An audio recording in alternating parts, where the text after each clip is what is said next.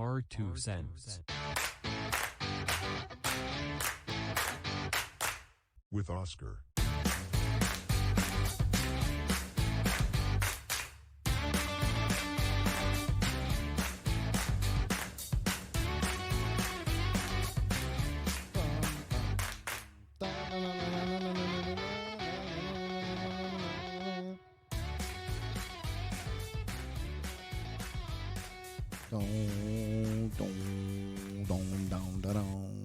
And I fucked it up once again. Anyways, it doesn't matter because it is Wednesday the 14th and it is National Tape Measuring Day. For all you my construction workers out there, it is finally a national day for construction workers where you celebrate the tape measure.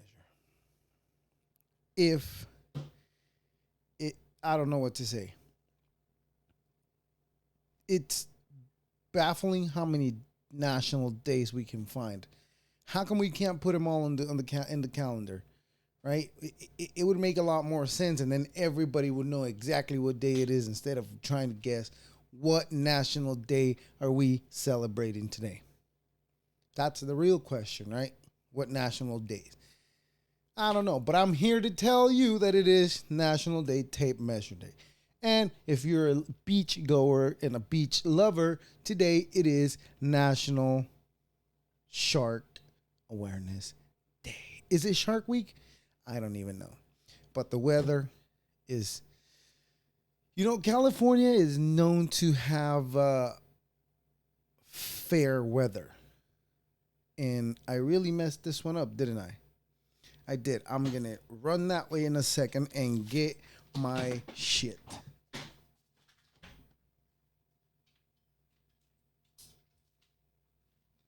Haha, we're back. I felt like I was about to drop the ball on this one right here. Because I'm bringing up that California has always had nice weather because we seem to have better weather anywhere else. I mean, it's warm. Don't get me wrong. It's warm. But I guess other places are having it worse than we are. And we say global warming is not real. I mean, I don't say it, but some people do. I think it's real. I just don't think it's going to happen how it's going to be. But today's weather, we're looking at a mid-90s today, 94 highest, I guess, around where I'm at. And a 64 lower, maybe. I don't know how to read that, but I don't even know what that means. When I said I was gonna run and get that over there, I actually ran, and I ran out of breath. That's not a good sign. Not a good sign. Anyways, but like I said, I did not get this ready because there's no ball dropping. I hate that word. What do they mean when I drop the ball? It doesn't matter. You drop the ball. What does that mean? I guess if you're,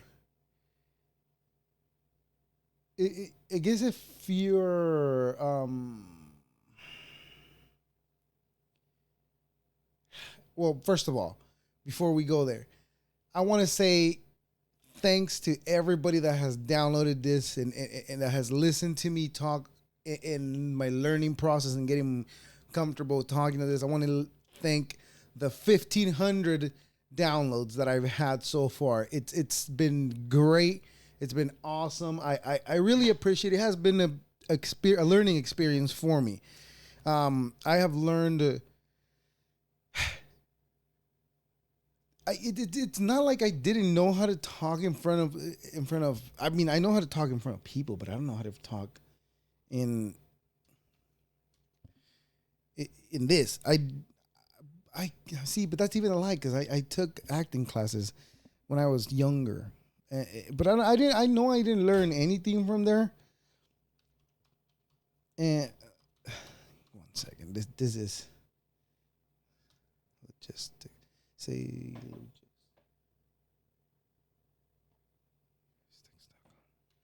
Okay, so I'm getting the email ready for for the gentleman that we're going to talk today, and it's mainly it's not even going to be focused on the weather, but mainly on what he does. He's a trucker that hauls lumber from the places where they cut it to the place where the mill sends their drivers to pick them up. So he doesn't have to deal with any DOT, which is great.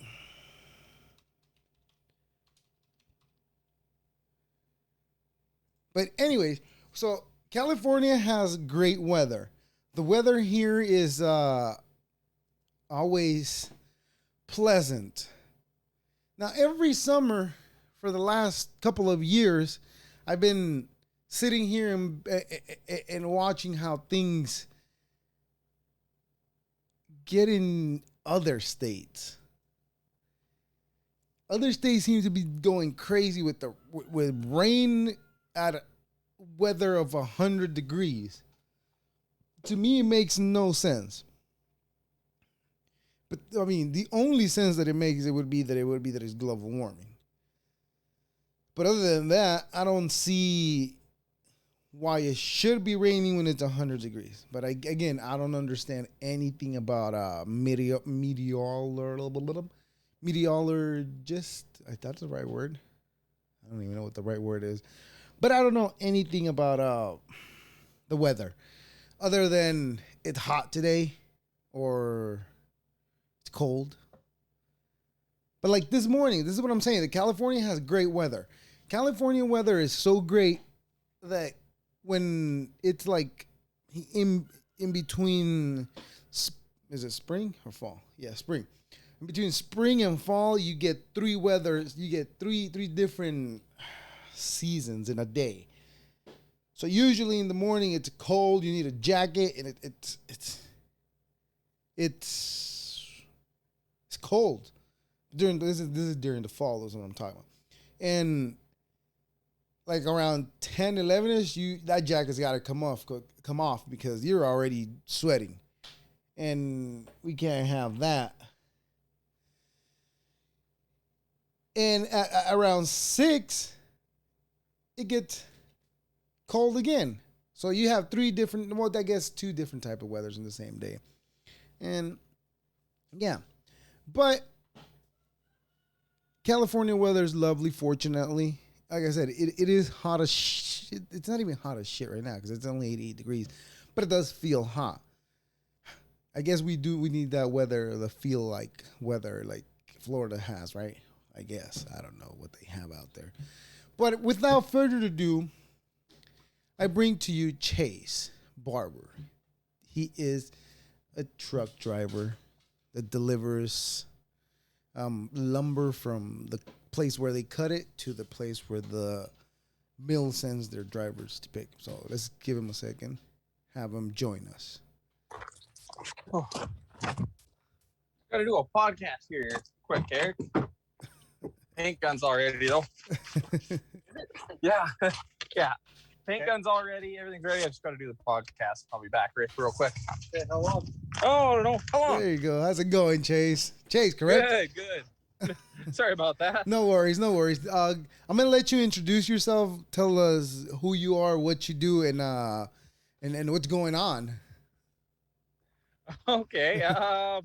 Well, my name's Chace. I haul logs and I work on solar projects, and that's mainly haul logs, and then the other part is we do solar light towers. We manufacture those. Nice. Just in the process of getting one painted up to get ready to head out tomorrow. Okay. So yeah, it's nice the job that you have. I see the play. I mean, I've been watching your TikToks because that's where I found you.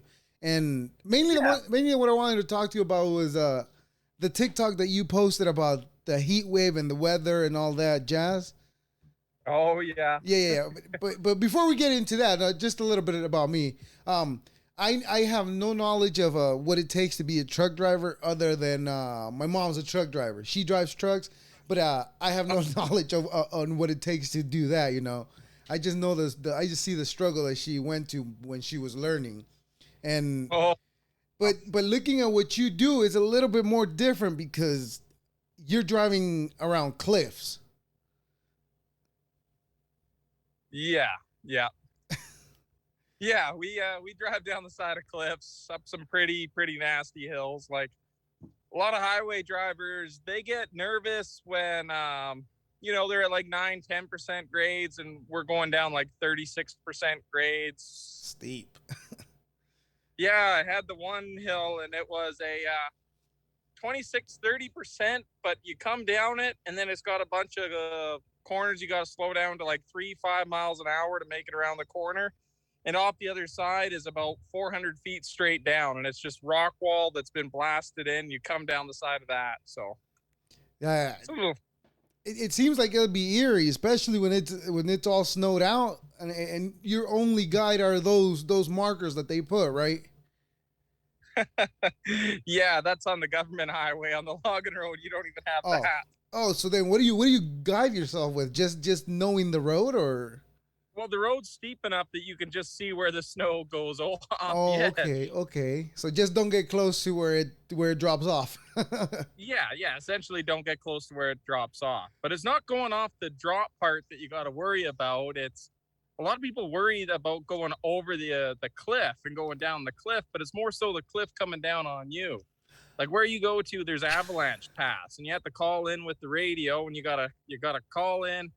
Oh, entering the 10.5 kilometer avalanche path, and they give you clearance. You're okay. You're good to go through the avalanche path, and then you tell them when you're leaving the avalanche path. And So how do they monitor it though?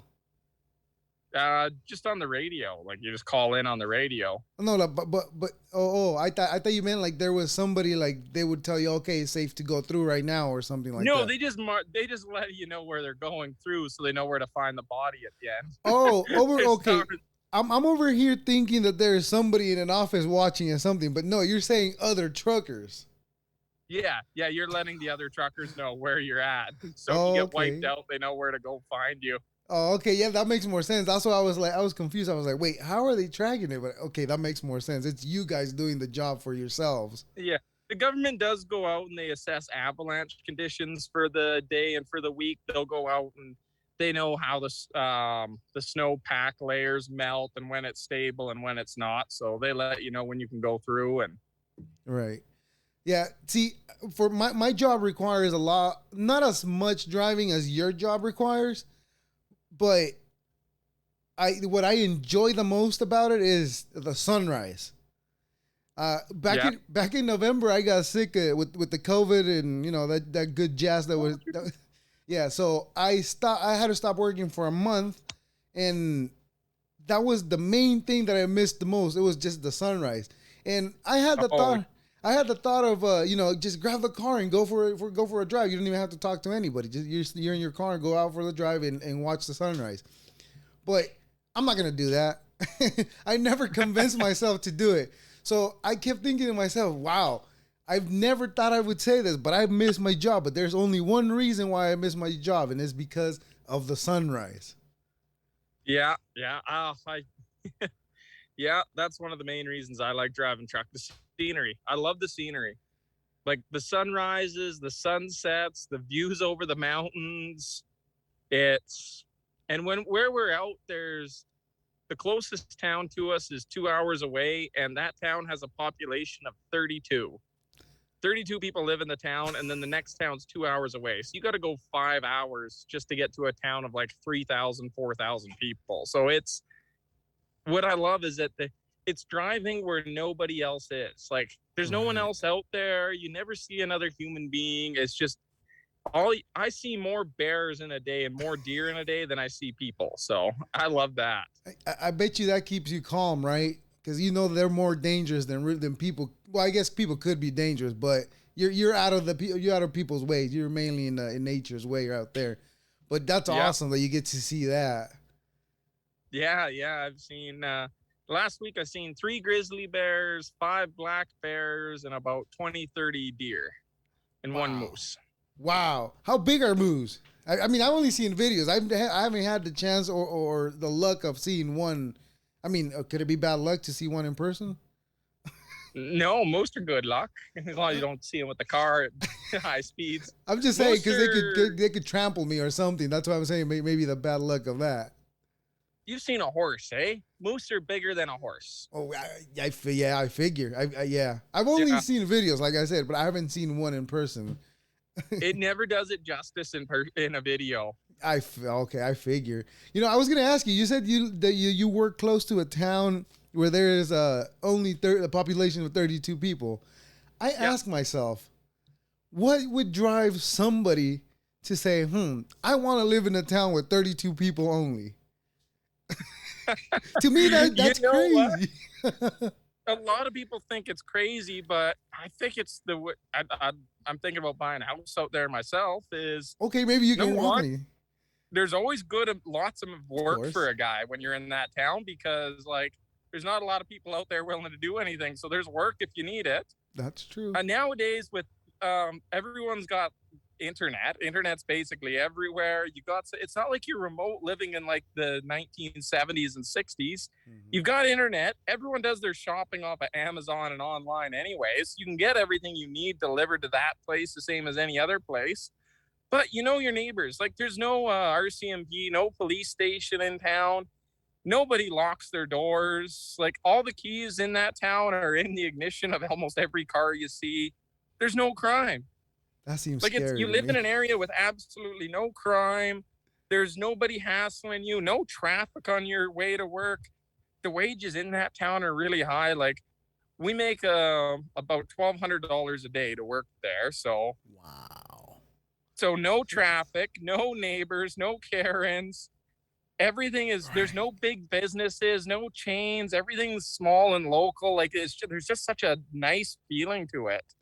You know, when you put it that way, it does seem nice. Like it does seem like something I would enjoy doing, and I do because I do enjoy having livestock. I got chickens, and I enjoy having chickens. I got rabbits, and I enjoy having rabbits. Like I like having them, but where I live, it's not it's rural, but it's not city. It's like towards edge of the city, I guess it would be. Yeah. But we don't see all the. I mean, we don't see it as close as you see it every day.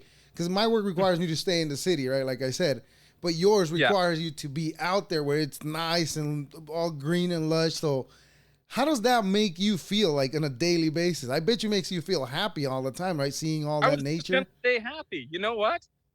I am happy 95% of the time. I find I'm a very content and happy person. It's in my Zen zone. I don't have to deal with other people. I don't have to deal with any of the commute to work, the hustle and bustle. There's no police. There's no DOT. There's no logbooks. It's just you can do whatever you want to do, and kind of everybody else in that town keeps each other in line. It's total 100% freedom. Nice. Yeah, it And sounds like it. I mean, there's nothing else going on out there but freedom. Sounds like it. yeah, and like up there, it's like property is still. I shouldn't say this. People will end up moving up I there. know. Keep it But, quiet. Keep it a secret. I know. Yeah, I better not say the name of the town. But, like houses, you can buy a 2-bedroom log cabin on 20 to 40 acres of land, about $200,000. Not bad. That's nothing, really. No Yes. one wants to live up there. The land's still cheap. So Wow. you think about it as you make about $1,000 a day when you're working. That's what they pay truck drivers out in that part of the country because we are dealing with some dangerous stuff. And a lot of people, they work 6 months out of the year. So you might make double the wage of everyone else, but then you take this rest of the year off. You go somewhere, you go away in the winter, you come back and enjoy your little slice of earth. You know, I was born in El Salvador, Central America, and I remember as a kid that my older aunts and uncles, they used to work only like half the year as well, and the rest of the time they would take it off and they would live comfortably. And when once I got here to the United States with when we moved over here this way, it was crazy to me to see that it was work year round, nonstop, and I think the way that you're mentioned that you do it is like 6 months working on, and then you take those six other half of the year off, then that must help on you feeling good and not feeling stressed out all the Yeah. time, right? Yeah, and I think that's a big key of happiness that a lot of people miss out in, is that like working all the time to buy nice things doesn't bring anybody any happiness. I see way too many people and they got way too much debt. Like they go out and they finance the new pickups, the new cars, the quads, the dirt bikes, all the toys. And but then they got to work for it all year round. And I buy some older stuff. That goes from the 90s. I got an old Western Star over there from the 1980s, but she's all paid for with cash. Yeah, you don't have I to don't worry need to about work. that payment. Exactly. No payment. And then you can take off half the year. You don't stress. Like right now, the road got covered by a mudslide. So we're off work for a week just due to the mudslide until the government can get it cleaned up again. Oh, okay. So some of the guys were stressed out. I'm not. Yeah, I'm still take a happy. break, yeah. I make these light towers on the side. And so they give but me a that chance helps. to catch up. Yeah, see, and it also gives you a chance to do something you like doing, right? Yeah. Yeah, that's the most important thing, actually doing what you like doing. I always say this. I like my job, but I don't enjoy it. I want to find my avenue where like you found yours, that you enjoy it, because you know you get to work half the year and you'll be okay the next half because you're well What do you do off. for work again? I never really caught that. Oh no, construction. I never even said it. I do construction. Oh, okay. What part of construction? The trusses. You know I don't know if that's what you guys call them. Like trusses. The wooden for like houses. Yeah, for the house, the roof, the things that go on top of the houses. Yeah, that's what they at the yard they build them and they send them out. If there's anything broken, anything that's not right, we go out and fix it. Oh, okay. Yeah. And also we do we it's called straight edging, I guess. Making sure that the ceilings in the houses, they're all straight for the drywall, and like there's nothing sideways or anything like that. We also do that part too. But yeah, but like I said, it's okay. It's okay, but it's not my calling. Like, there's people that I see working there and they actually, want to be there. But it's not like I'm not saying I don't want to be there. All I'm saying is it's not my calling, but I do it to the best of my ability because I want to be. I want everything I do. I want to excel at it, even though I don't like it. It's not like I keep saying that I don't like it. It's not that I don't like it. It's I don't enjoy it. Let's just leave it at that. Okay. So yeah, it's something you enjoy in life. Exactly. You really do, man. Think about it. We spend 75% of our awake lives working. Like during the week, you spend 5 out of the 7 days of the week doing a job. Why bother doing something you don't like? I am I get paid well, but that's just convenient that I found a job that pays well. But even if I didn't, I would still do this job even if the pay was junk because I like doing it. You can't. Why waste your life? Why spend 5 out of 7 time out of your life? So what's that, like 60-70% of your life spent doing something you don't like? It's not worth it. Yeah. You're not be doing that. And you know what sucks about it is that some people actually spend 100% of that time doing it because they die doing the job. And that's the scariest thing to me.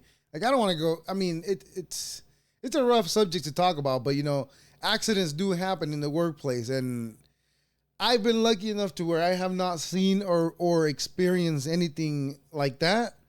But I've heard of cases, like, for example, like right before I started working where I'm at, I guess they didn't nail off some of the trusses that they put on, and somebody stepped on it, and down he went 3 floors down to the floor.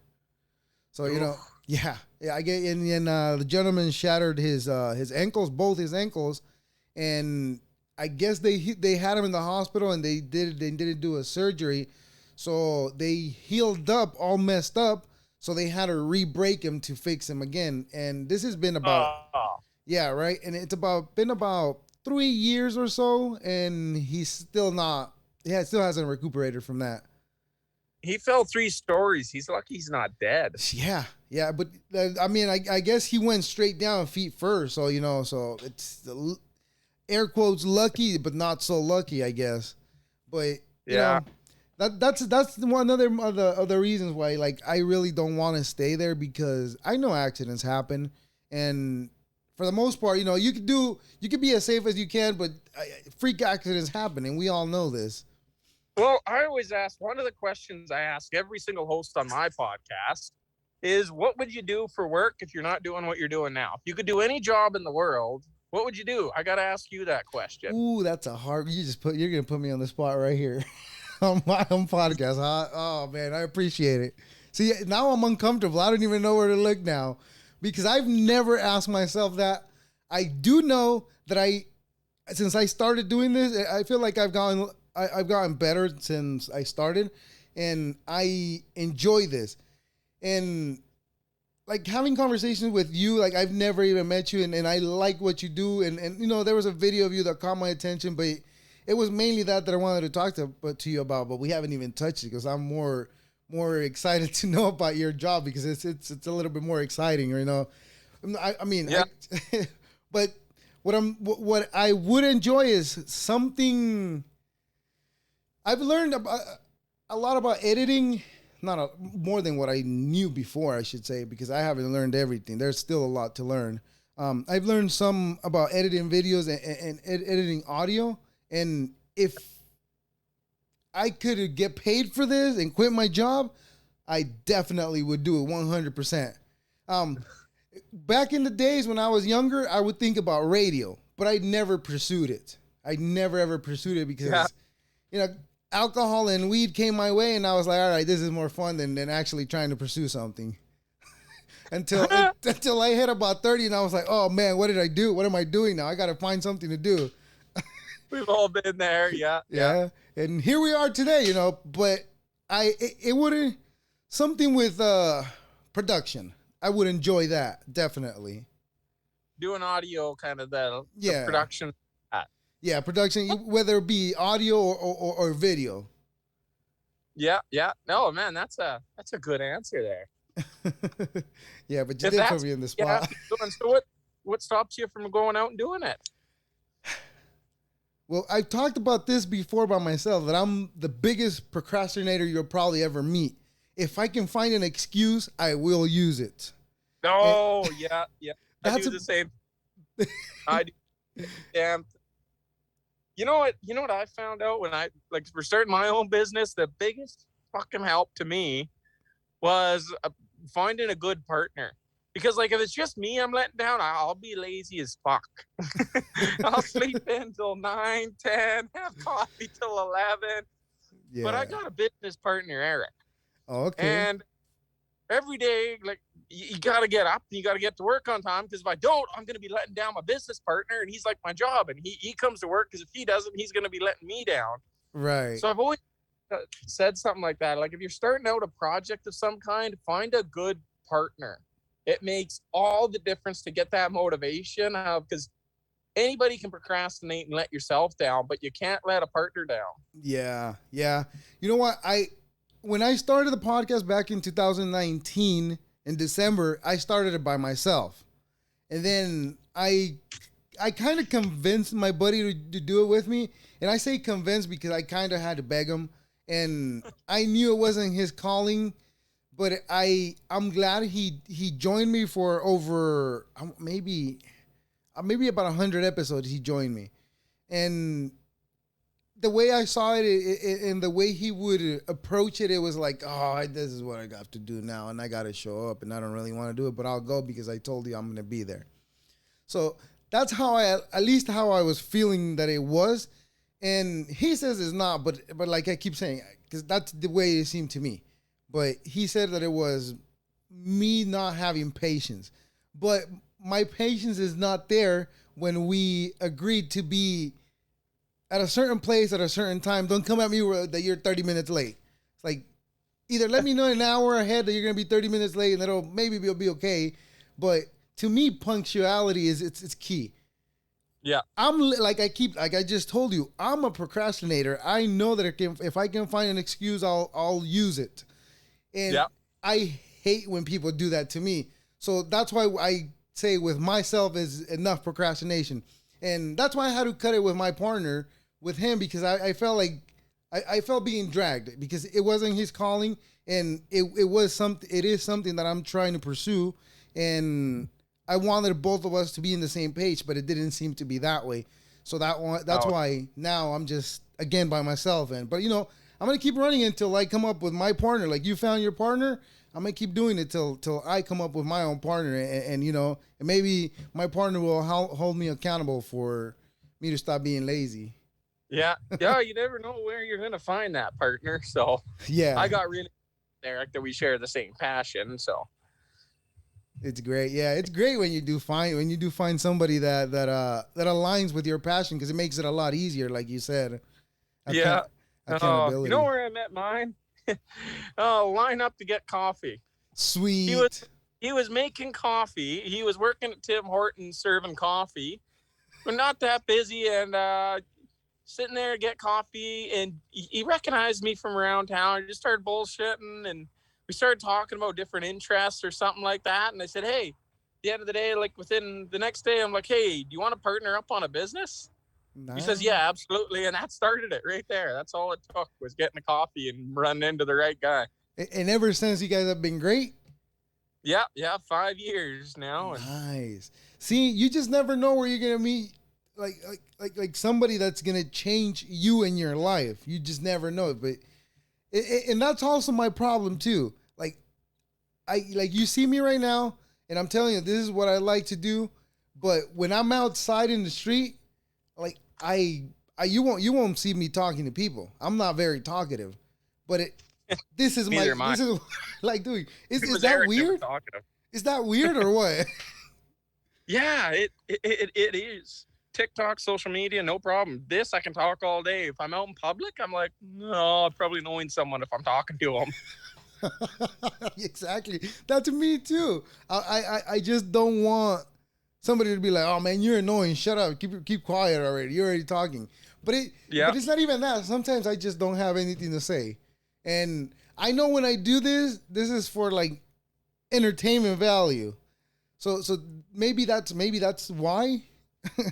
Because I don't see entertaining value out there, but over here I do. I don't know, maybe.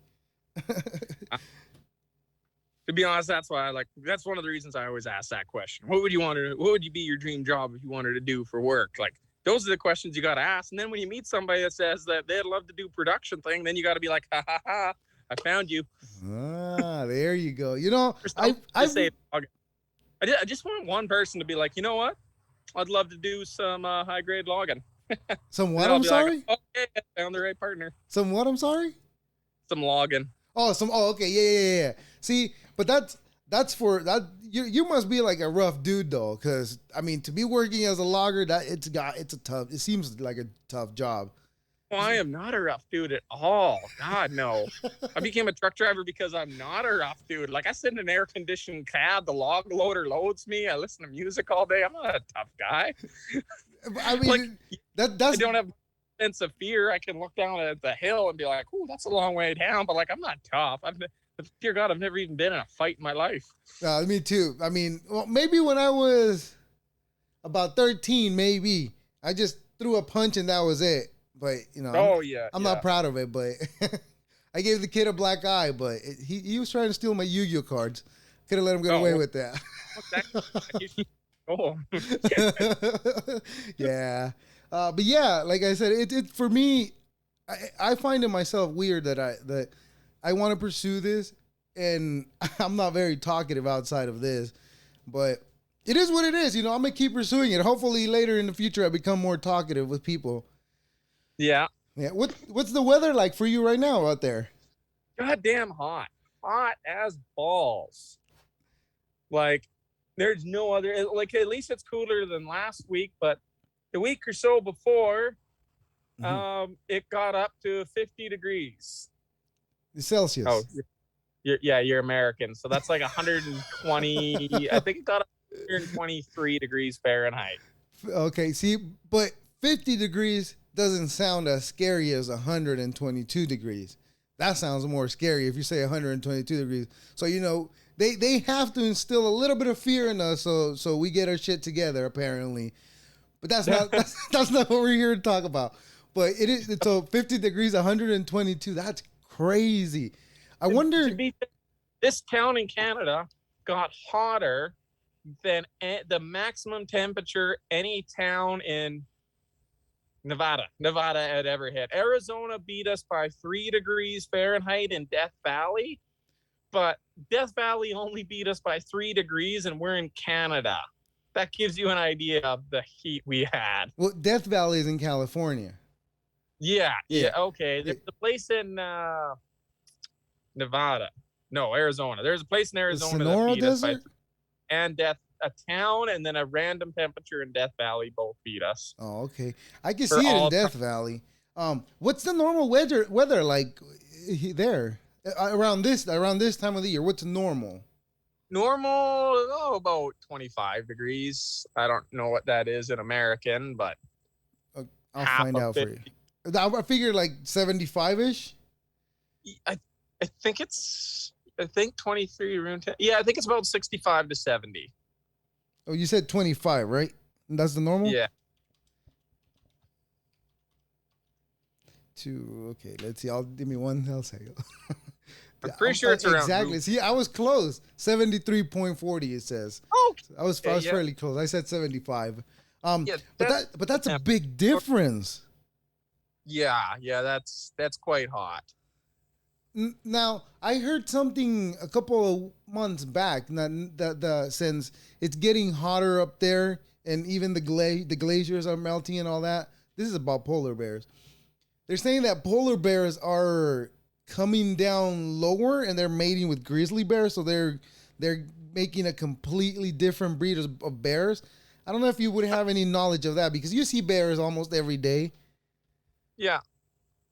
That's farther up north, and they've always kind of done that, gone a little bit lower. Okay. It happens. It's the warm weather, the global warming's actually been better for polar bears because the sea ice and the glaciers melting is opening up more of their hunting spots. Okay. They're actually going up a little bit more, so it's more. I thought it was more grizzlies going up, but I could be wrong. I'm not far enough. Well, I think you might be right. I never remember the facts. I just remember pointers, and I just go off of it. But I know our glaciers are melting here. Say what? I'm sorry? Our glaciers are all melting here now, so that's what keeps washing our road out. Is that we got the alpine glaciers? The glaciers are on the top of the hill, and it got so hot that those glaciers are melting. And essentially, what happens is like these mini lakes pool on the glaciers. It melts the water, and then the lake keeps growing until it hits the edge of the glacier, and then it washes all down the side of the hill at once. Damn, that's scary. Imagine what are they gonna find now and everything? All those things that are melting now, like not just like things or stuff like that, but I'm thinking more viruses and what's the other word I'm looking for? Airborne pathogens. It goes along those things too, but imagine what's gonna come out of there, and if it does come out of there, will it still be alive? You think? I mean, what's your opinion on that? I don't know. It's been frozen in the glacier for so long. You think everything would be. Most of those things that we come out, we can easily treat. So I don't know. I can't tell you one thing they are finding a lot of though is gold. These glaciers are retreating into areas that are it's a heavily gold laden country. So there's a mini gold rush going on up there of people doing placer mining and just scooping gold out of the ground. What? Is this rocks of gold or what are they finding? Just flakes of gold. It's placer mining. Okay, so when basically placer mining is gold that's been eroded out of the hard rock by glaciation and erosion.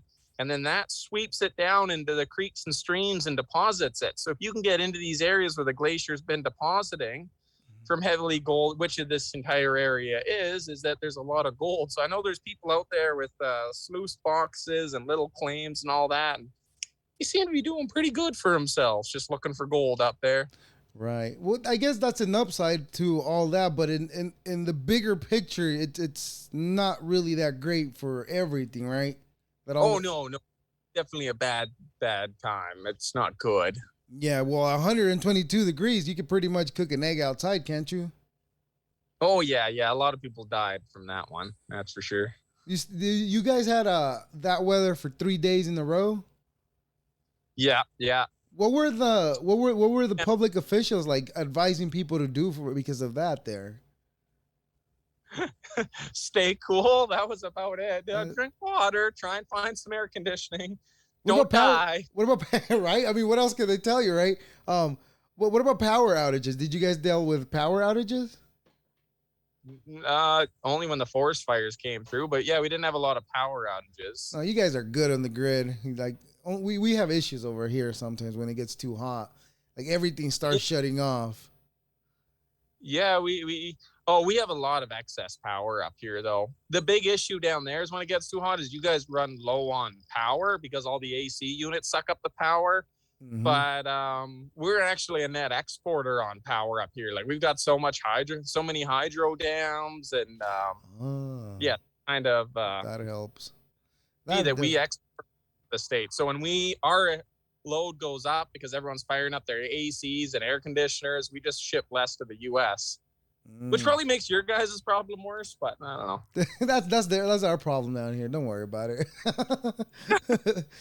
Yeah. So what was it that you mentioned on your TikTok about the company that the train that started the fire and not helping and what was that about? Oh yeah, that's so that town that hit those 3 world record days is after 3 days of the heat wave.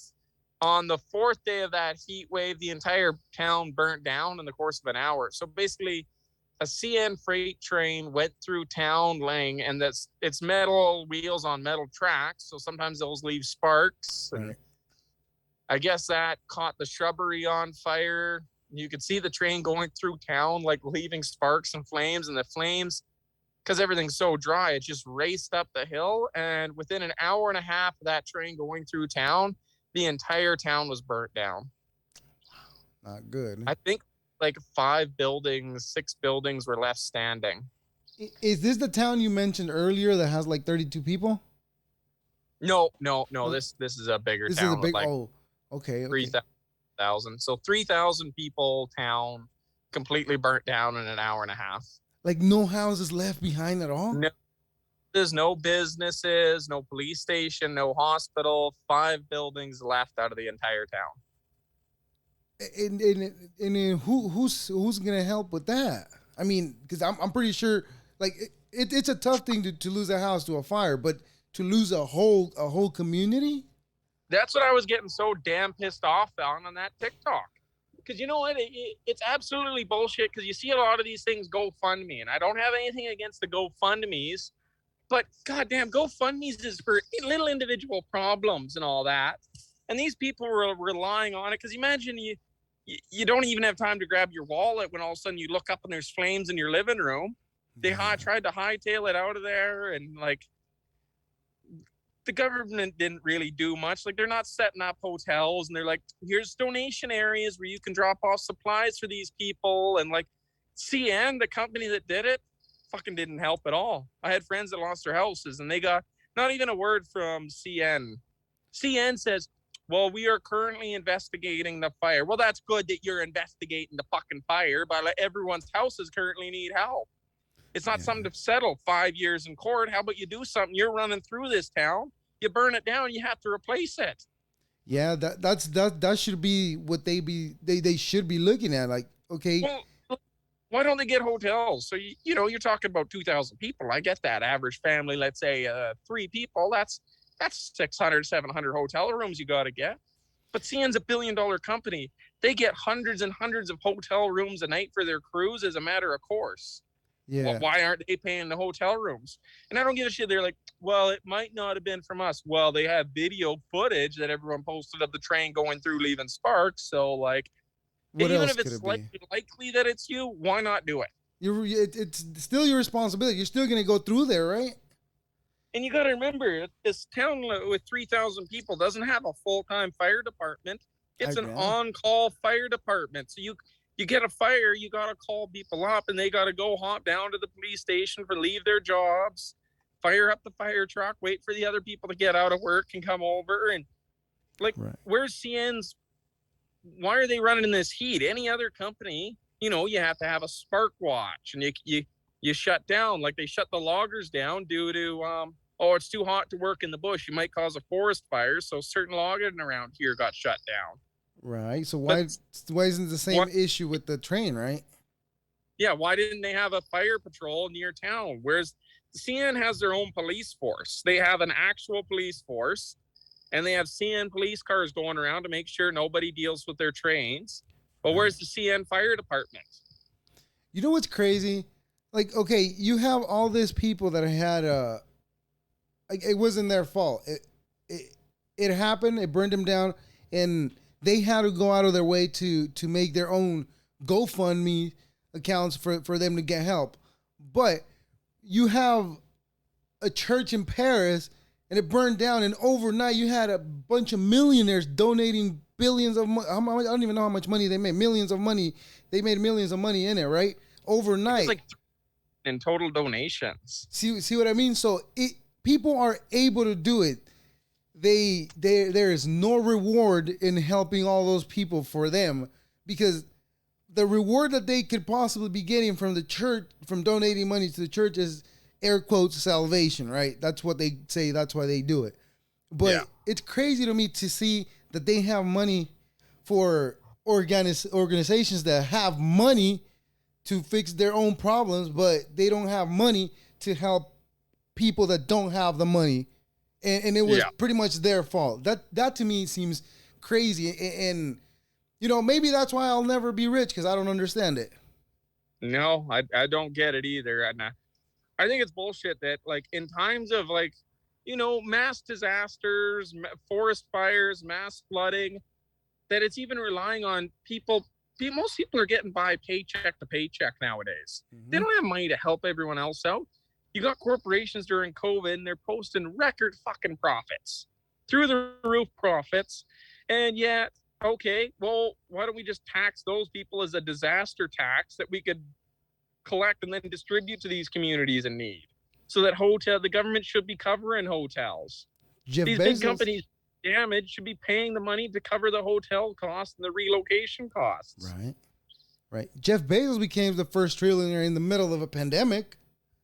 Yep. Like, how crazy was that? A lot of people lost their jobs. And that's the thing, is like, you know what? You got these guys launching themselves into space. I don't care. It's their money. They can do what they want with it. Exactly. Yeah, I agree with you. I would do the same thing if I had a few $1 billion. Me too.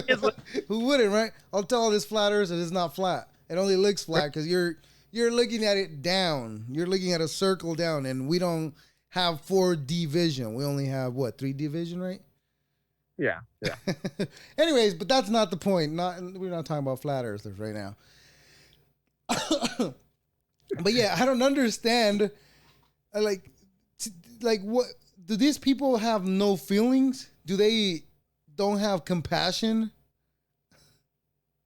No, it's not that they don't have feelings, and it's not that they don't have compassion. They're human beings like any of the rest of us, I believe. But it's a matter of opportunity cost. Is that there's so many disasters happening so many times all over the world. How do you deal with them all? One billionaire can, like, I'll give like Bill Gates credit. You had that Bill and Melinda Gates Foundation that tried to tackle things, and they do their charity, but they can't do it all. Almost like, though, there should be one organization in charge of setting it all up, like the government. Right. Well, like isn't that what taxes are kind of for? Yeah. So you think these places could be paying some taxes and sorting these things out? Right. But like I said, in random billionaires to say, like, Bezos probably, it's none of his business if a town in Lytton burns down. That's none of Bezos's business, and it's no one else's business other than really the town that lives in Lytton. the country and the province that Lytton is in and the train that was involved in the thing. I think CN should pay because it's directly their damage. I agree with you, yes. Government should pay because the government has a responsibility. I don't think it's on these GoFundMes and private individuals that had nothing to do with the accident putting their money up. The same way I think Bezos doesn't have a responsibility to Lytton is the same reason I don't think Joe and Ann down the street here have a responsibility to Lytton. That's their money. They earned it. They paid their taxes. They can spend it how they want. Yeah. The one billions in dollars a year in profit running their trains through Lytton should probably be the ones that have to pay for the damages from running their trains through Lytton. Yeah. Just like if it was Amazon that was going through there and they started, they should be the ones paying it. It's not. Yeah, then maybe old Bezos should pay it. Yeah. But when I brought up the church, the Notre Dame church from Paris, I didn't mean like rich people should donate to the town and fix it. No, I meant like I said, it's crazy to me to see that the people do have the money to help. You know, even that company, the train company that goes through that town, I'm pretty sure, 100% sure that they do have the money to help. But it's not gonna make them money, so it's not in their interest to help. Yeah, you know what really was the biggest piss off about what they did? Mm-hmm. They sent an entire crew of workers. Well, the forest fire was still blazing. They sent trucks and equipment and all that. One of their bridges burnt down. And they sent an entire crew out to immediately try and get the bridge back in operation as soon as they can so that their trains wouldn't have to stop running. So they didn't bother helping the town. They didn't bother rebuilding the town. It wasn't that. No, their first concern and only concern was, we need to get this bridge going so our trains can keep moving again. The town is destroyed. Firefighters are actively fighting the fire, and your crew is out there building the bridge in the middle of a forest fire so that the trains can keep rolling. That's what's kind of bullshit.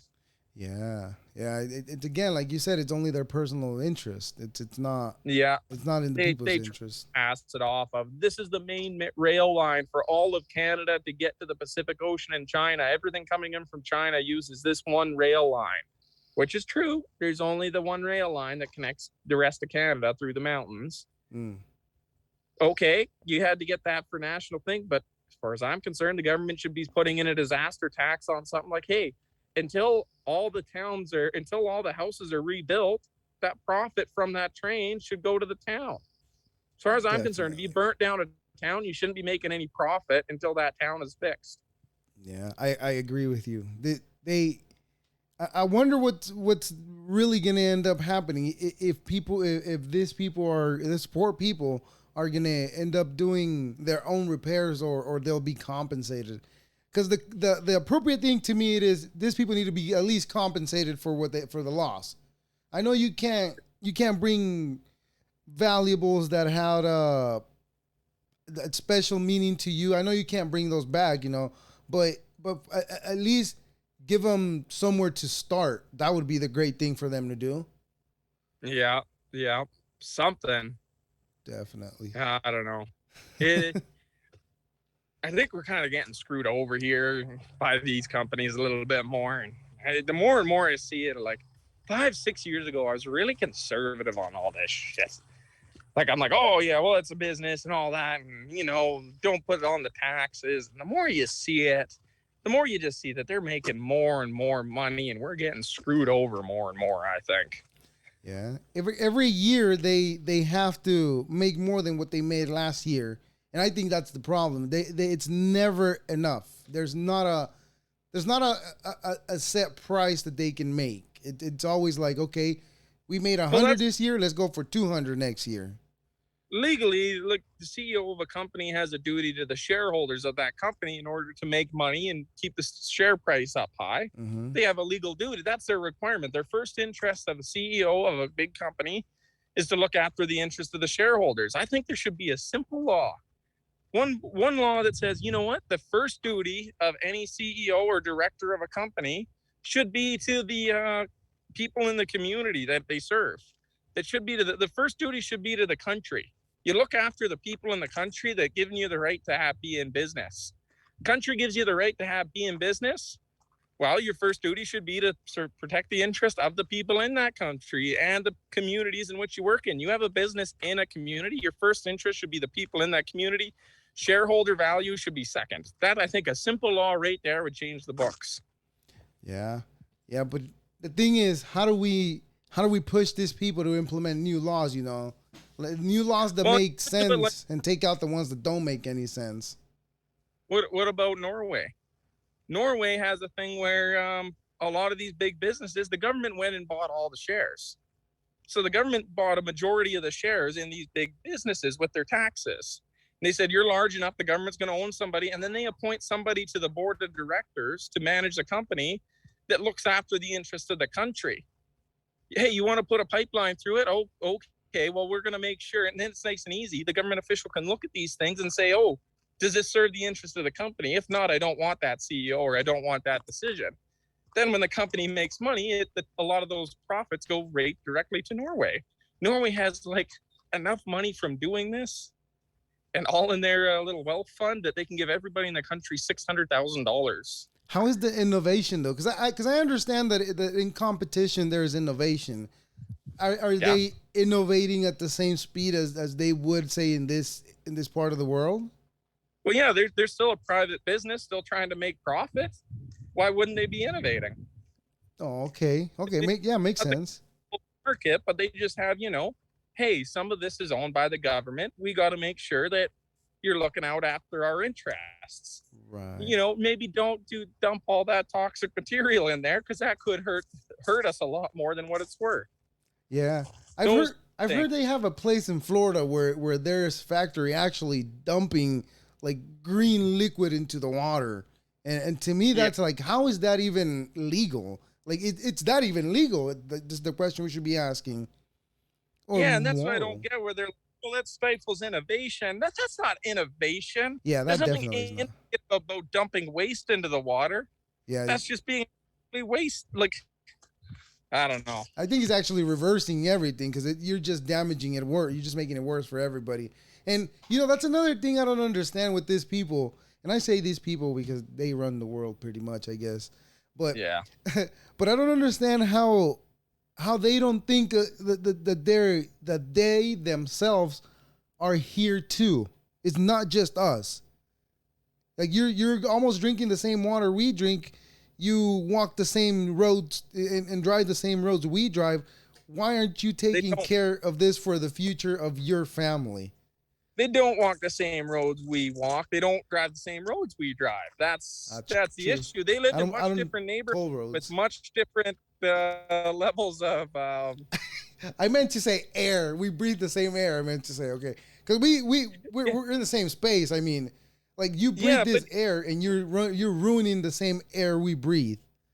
Oh, except they got fancy filtration systems on their car, and the Tesla has the fancy air cleaners outside, and well, there it is, like, right? If you have enough money, you can get away from most of these problems. You have enough money to where you can live on a private island. Well, that air quality is a lot nicer on that private island than it is in the crappy parts of the city where you got to commute to and from. Yeah, that's true. They can get away with a lot of things, and I don't know. I don't know if there is an easy solution to it. Yeah. Yeah. Well, I mean, I wish there was a magic wand, where you erased all that stuff that we've all the damage that we've done as human beings, And I say we because we take part into this stuff too. I mean, as much as we hate it, we do enjoy some of the stuff that these people have brought us. But I mean, how do we know what? This goes right back to where we kind of started this conversation on. Like, I work in an area that has absolutely no people in it. Right. But wildlife, rarely ever see another human being that's not one of us working up there, and on a small crew of like 8 people. Oh, not much. So like, the air is so much nicer. I went into the city when the road got washed out, went into Vancouver, BC, and immediately you could just see the smog over top of the city. And it's just, you can feel the air hit your lungs differently. And And all I can think of is that we're building bigger high rises, bigger buildings. Why? There's so much of a simpler way to live if you just don't need as much. If Yeah. people scale back how much they want and what they want to have, I think people would be a lot happier and we wouldn't have to do so much goddamn damage to the world. Yeah. Yeah. There's enough of shit to go around. Like, it's not a lack of space. I've been up these valleys where I drive 3 hours in one direction, don't see a single other building or a single other person, and I know that road goes for another 7 hours past there without anybody. I don't think it's a lack of space. I think I think there is a lack of space, but like in major cities. But overall, like I mean, like you said, look around where you're at. You got plenty of space, right? Yeah.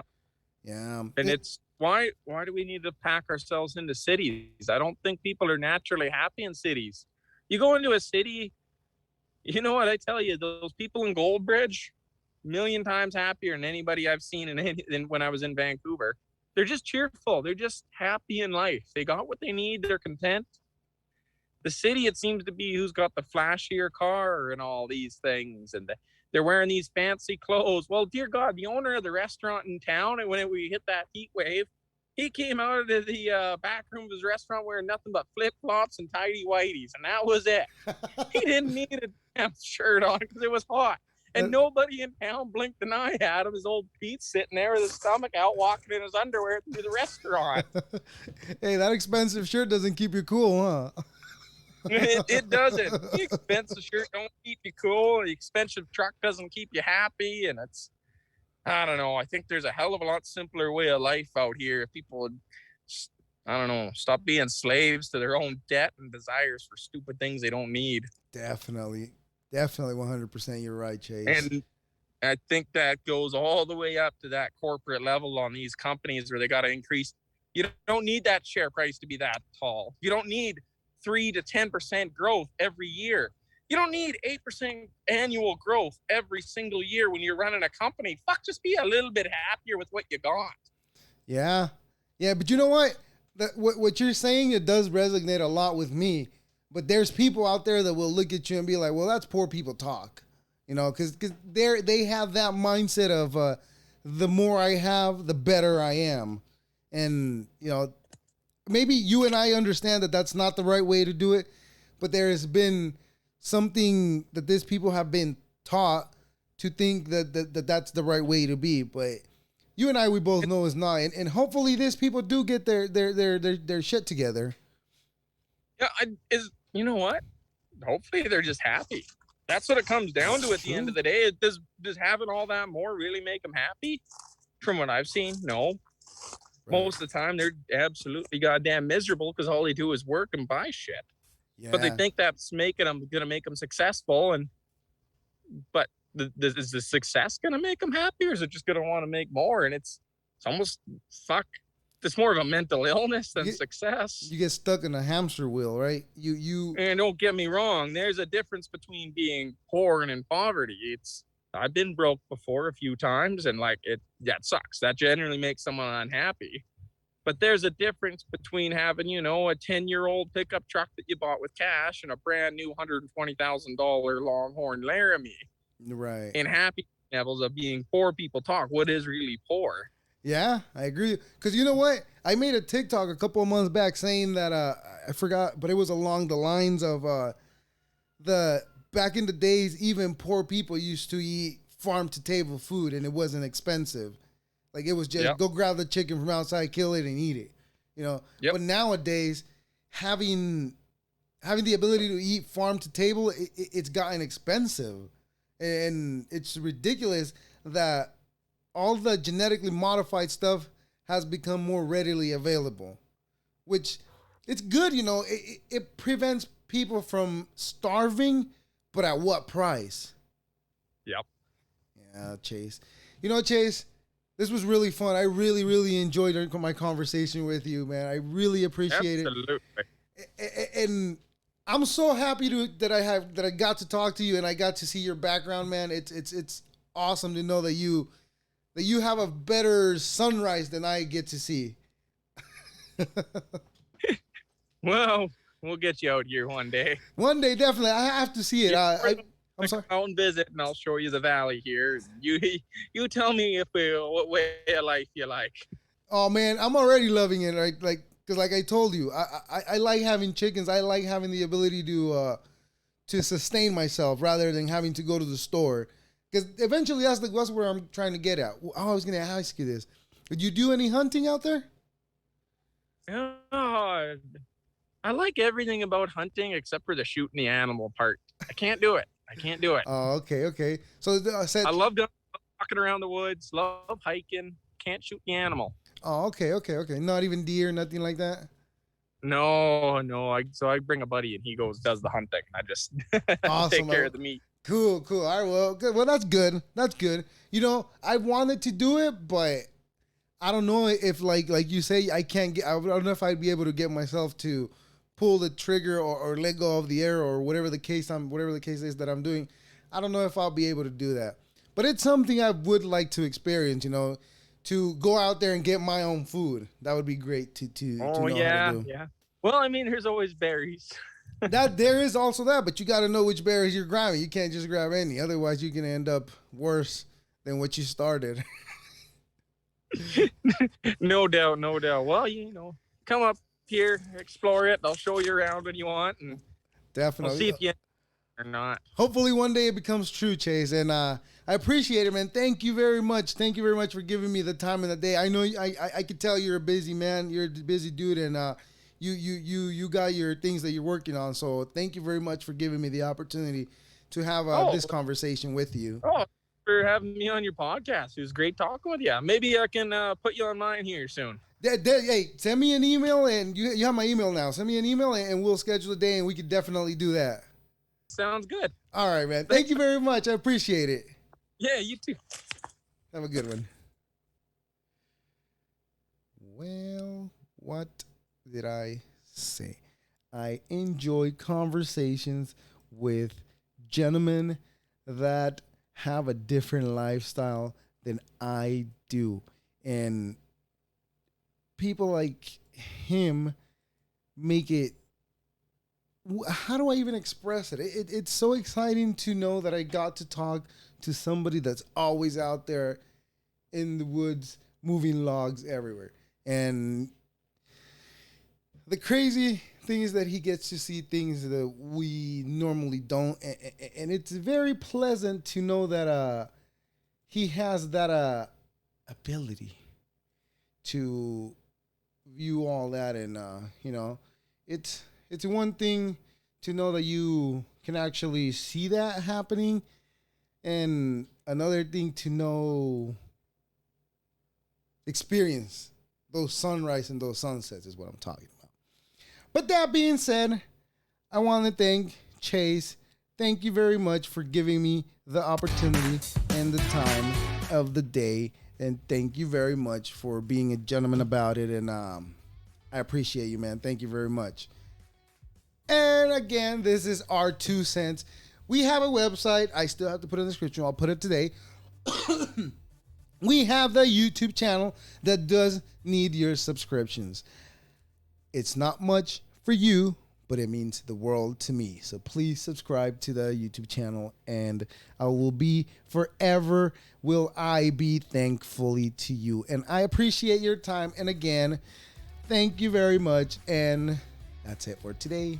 Deuces.